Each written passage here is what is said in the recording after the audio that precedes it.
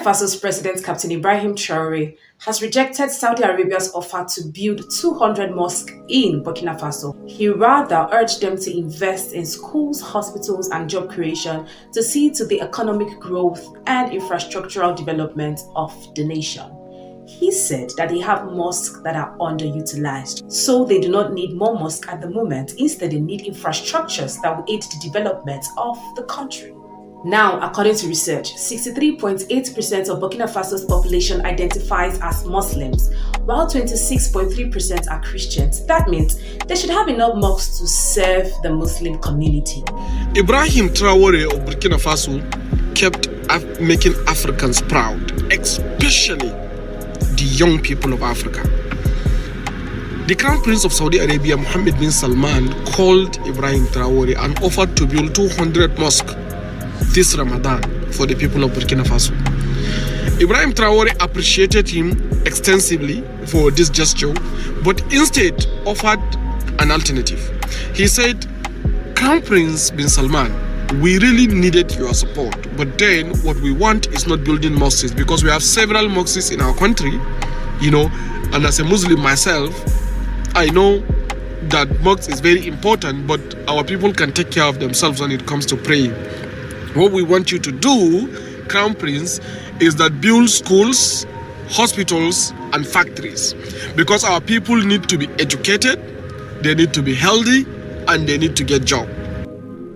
During the sacred month of Ramadan, Crown Prince Mohammed bin Salman of Saudi Arabia made a high-profile offer: 200 mosques, fully funded, gifted to Burkina Faso. On the surface, it looked like a gesture of pure faith and goodwill. A spiritual investment, a show of unity from one Muslim nation to another. And for most African leaders, the answer would have been obvious. Say yes, quickly, smile for the cameras, cut the ribbon, secure the photo op. Because accepting a gift from Saudi Arabia isn't just diplomacy, it's a status symbol, a connection to power, a badge of honor in the Islamic world. It's not just about religion, it's about recognition, prestige, and political capital. But Ibrahim Traoré, he didn't flinch. No handshakes, no negotiations, no carefully worded delays. Just a clear, deliberate rejection. Because to him, this wasn't just an offer of mosques. It was a distraction from the real needs of his people. And unlike most leaders, Traoré wasn't here to collect symbols. He was here to build substance. Here's the next 2-minute script segment. President Ibrahim Traoré didn't just say no, he said something far more powerful. He looked at the offer from Saudi Arabia, 200 gleaming new mosques, and calmly replied, "We already have enough mosques. What we need is education. What we need is healthcare. What we need are category jobs. No disrespect, no anger, just raw honesty." In a continent where leaders often chase foreign favors, Traoré flipped the script. Instead of bowing to religious diplomacy, he demanded practical development schools, where kids learn skills, not just prayers. Hospitals where mothers don't die giving birth. Factories so young people don't have to beg for jobs abroad. Roads and infrastructure to connect villages, grow trade, and build a future. He didn't speak like a politician. He spoke like a father thinking of his children's future. And in that moment, across social media, the streets and beyond, people listened. Not just in Burkina Faso, but all over Africa. Because in a world full of noise, one clear voice stood out. A leader who said, "We don't need more symbols, we need more solutions." And just like that, Traoré earned something money can't buy: respect. For President Ibrahim Traoré, it was never just about saying no to mosques. It was about something bigger, a long-term vision grounded in self-reliance. In his eyes, symbols don't solve poverty. Foreign aid doesn't stop hunger, and no number of imported gifts can replace real development. "We need jobs, not handouts," he said bluntly. "We need to build our own future, with our own hands." That's why his focus isn't on what comes from the outside. It's on what they can build inside Burkina Faso. He's pushing for local production, factories that turn raw resources into real wealth. He's launching housing programs to shelter families with dignity, He's investing in agriculture, so no child goes to bed hungry again. He's supporting small businesses, not just to grow the economy, but to give people pride. Where other leaders chase charity, Traoré is chasing sovereignty. He doesn't want his people to depend on foreign favors. He wants them to stand on their own, strong, educated, employed. Because to him, the real power isn't in what's given, it's in what's earned. As if rejecting 200 mosques wasn't bold enough, President Ibrahim Traoré did something even more shocking. He turned down the IMF. Yes, the International Monetary Fund, the same institution most struggling nations run to for financial aid. But Traoré said no. No loans, no debt traps, no foreign conditions dressed up as support. In today's world, that's almost unheard of. For most African countries, the IMF is seen as a lifeline. But Traoré sees it differently. "We will fund our future from within," he declared.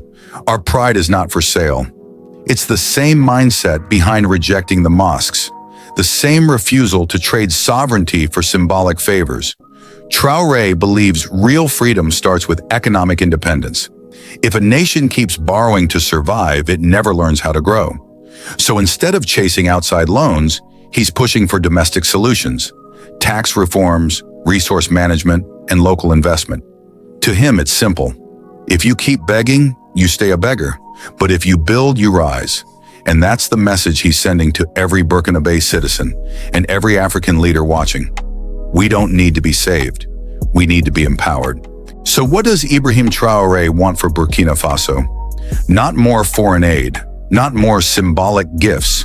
He wants a nation where every child walks into a modern school with tech labs, smart boards, and teachers trained to unlock global opportunities. He envisions hospitals that don't just exist in name, but have real doctors, modern equipment, and life-saving care. So no mother has to bury her child because of a lack of medicine. He's investing in youth, training them in robotics, cybersecurity, artificial intelligence, sustainable agriculture. Not to survive the future, but to lead it. Our children should be coding, he says, not carrying guns or begging on the streets. Picture it. By 2030, Burkina Faso isn't waiting for donations. It's building its own technology, feeding itself, healing its people, exporting knowledge, not just raw materials, factories buzzing, fields thriving, classrooms glowing, a new Africa, starting in a small, landlocked nation that dared to dream bigger. This isn't fantasy. This is the blueprint Traoré is laying down, brick by brick, and if he succeeds, the rest of Africa might just follow. This moment, this decision is bigger than Burkina Faso, because what Ibrahim Traoré is doing might just be the start of a new model for African leadership. In a continent where leaders often seek validation from the West or the East, he's looking inward, to his people, his land, his potential. While others build monuments, one citizen said, he's building futures. And that mindset, it's contagious. Young Africans across the continent are watching. Other leaders are taking notes. The streets are whispering, if Burkina Faso can do it, why can't we? It's a ripple effect, one act of courage spreading through borders, changing what it means to lead, to serve, to build. Traoré didn't just reject mosques or the IMF. He rejected dependency. He chose dignity. He chose freedom. He chose a future owned by Africans, built by Africans, for Africans. And maybe, just maybe, that future starts right here. This was never about rejecting Islam. It was about defending a future where religion and progress walk side by side, not one replacing the other. Ibrahim Traoré's message was clear. We honor our faith, but we refuse to ignore our people's pain. Because prayer without opportunity, faith without food, worship without work, that's not justice, that's survival. And Traoré isn't here for survival. He's here to build schools, build hospitals, build jobs, build dignity. So let's be clear, this wasn't a mosque, it was a movement toward African ownership, toward real leadership, toward legacy. And in the end, one man turned down 200 mosques and built the foundation for a nation instead. Now ask yourself, what kind of leader do you want to follow?